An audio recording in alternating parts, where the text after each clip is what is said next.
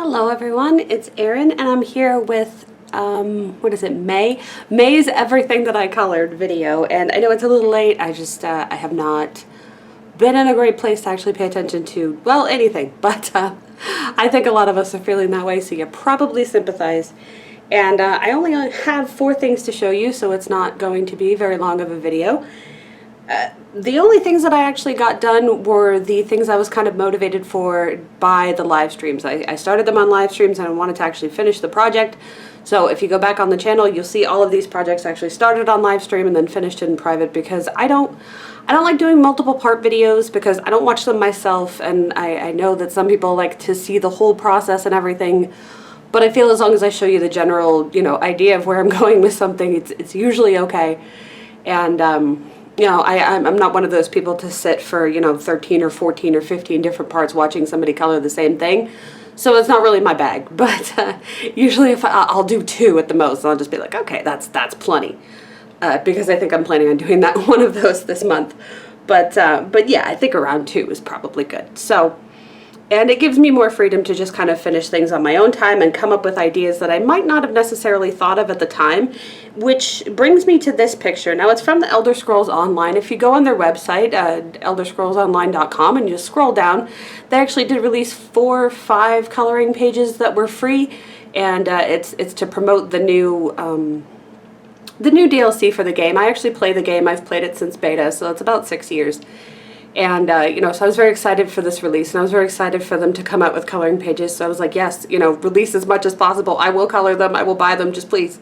Trying to get that little boost in, like, yes, this is content that we want. But, so I colored it on the show. And when I was done taking the picture for, this is what we finished during the show, I realized that it was interesting that it seemed like he was sort of holding on to this tree, and this was so much in the foreground that something more dark and sinister and maybe even nighttime would be, he's like piercing a realm or something like that. I wasn't quite sure where I was going with it, but I said to my husband, I'm like, it's like, tell me if this is a stupid idea, but what if, the one side is light and what if the one side is dark, and would that look stupid? And I went ahead and tried it, because part of my art and part of my enjoyment of coloring is just trying things and seeing if it works out. We try a lot of things on the show that don't always work out, but it's fine. You know what not to do, if nothing else. If I can't be a tale of success, I will be a cautionary tale, right? So I tried it out, and I actually really like it. I like the idea that he's sort of bursting through not only just these trees and the forest and everything, but sort of piercing a realm into the darkness of a werewolf. And you don't see werewolves in light very often. You could do it the opposite way and have this be very dark and have this be light if you wanted. I think that would be really interesting. And it's one of those things that motivates me to color something, again. Because I photograph all of my coloring pages. This is a printable one, so you can print it as many times as you want. And it just kind of motivates me to try something different next time. And, worst comes to worst, toss it away and I'll start again, So I don't really have to worry about that kind of thing. But I think that it came out really well. I thought it was interesting. And I know the camera doesn't pick up a lot of the detail on his fur, but trust me, it's there. It's just, it's white, even when I put so much color and actual different detail and gradations and stuff like that of the fur. It's just really hard for the camera to pick up. So, I do what I can, and I'm sorry if you can hear my husband. Our dogs have been insane today, and I just really did not have a good time to film this, and I'm like, you know what, I'm just going to film it. The second thing that I colored was from Nice Little Town Atlantic, and this is the cover of it. I basically scanned them all so that I can do as I want. And so, here, there we go, under the camera. So the fun thing about this one, I don't know if the camera can actually pick up how shiny this is without, like, yeah, I think it's jacked up. I wanted to do stuff for Mermaid, for, so like mermaids, Mermaid, that kind of thing. Let's see if I can back out. There we go. Let's back out a little bit. And I don't know if the camera can pick up exactly how shiny this is, but I really wanted to go, there you can see some of it on her tail and stuff. I really wanted to go in and just kind of sparkle it up. I figured, I started this idea of a magical little playground. These houses aren't where these mermaids live. These houses are more where these mermaids come to play. The Little Mermaid up here at the top maybe she's the little sister of the one in the middle. And I added these images from, they're 2 digital stamps from Sweet November stamp shop that just recently reopened their shop. I had a bunch of their digis from, you know, the previous shop. They just reopened, and I was very excited to use them and get them. And so I did kind of cheat on the budget a little bit and pick up a couple digital stamps, and I popped them right into this image so that I could make some sparkly fish. So these guys are really sparkly. I've got sparkles here. I've got sparkles pretty much everywhere, and that was pretty cool. But, you know, I mean, if you're going to put sparkles somewhere, it might as well be mermaids, right? And the third thing that I colored is from Mythographic Aquatic. And I've had a couple people request this book, and I'm not really sure on the names. I'm kind of bad at that, but I figured, you know what, I would give it another try. I did this one in January. I can't remember if it was a stream, but I did it in January. And again, with the sparkles. I use a lot of sparkles on this because Joseph Cadenbang's imagery is very... it's very freeing for me. Like, there's things that I assume would have proper colors, but also I think that it lets me step out of my comfort zone and not color things the exact way that they should be colored. You know, if a tree is green, I tend to color it green, that kind of thing.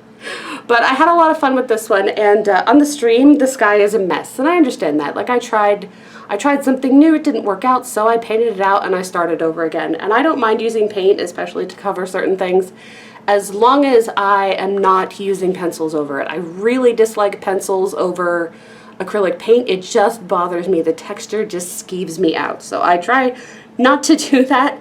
And of course I don't use paint over my, or I don't use Copics over my paint, so I make sure that those things are away from each other as well. But this is Copic marker and Lyra pencils, so that was a little bit different. I don't usually use them all that often, but I did get a good deal on them. I think it was last year, so I got like the whole 72 set or whatever for about $40, and I was like, you know what, you should probably use these just because they were cheap. They're still pretty good. So I did use those on this, and this is Poseidon and the Kraken attacking, I forget what it is. I think it might be Greece. I'm not quite sure. Somebody told me during the stream, and he's much better at history than I am, so I don't quite remember. But I thought it was an interesting process, and I really love the image. And again, it's another one of those things for Mermaid. We just went with a merman. And the very last one that I did was another one that we had picked out during, I think it was one of my coloring book tours at the beginning of the year. You know, I did a 2-part stream of that. It's about 12 hours of content. It is long, but it's basically all of my coloring, and all of my coloring pages finished, and all of the books that I have and stuff like that. Again, you can find that on my channel. Just scroll down. It was the beginning of the year, and it's basically the start of the good thumbnails, because I work hard on those now, but I didn't want to go back to 300 and 400 something videos and change them, right?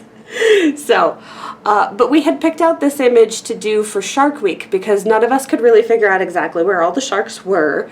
And then I didn't actually know when Shark Week was. So apparently it was in April, and I missed it by a little bit. But then I realized that this has a mermaid in it, and this could work for Mermaid too.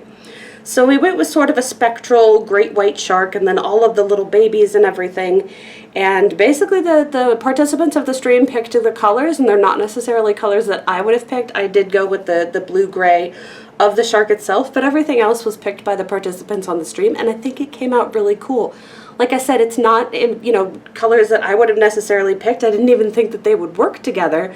But it's like, yeah, I mean, we can try it. Again, if it doesn't work out, I can just start over. I'm not that big of a, you know, I'm not going to stress about it. But I think it came out really cool. I think the contrast of the mermaid really stands out. I think I really like when doodle images kind of have the same coloring. So I didn't color each one of these guys a different color. I united them together in the same color scheme. So you can see what they are.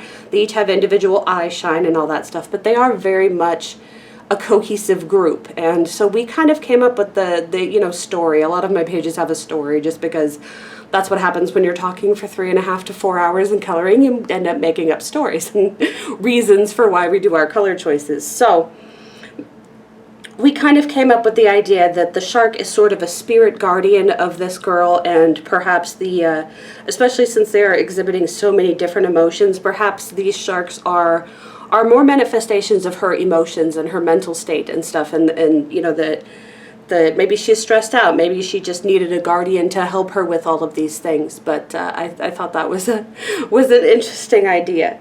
And again, very, very shiny. I worked with these, worked with my gel pens on this, and unfortunately, I found out that a lot of them were dry, and it freaked me out because I was like, I would get halfway through something, and then my blue would run out, and I'm like, I have so much blue left, what's going on?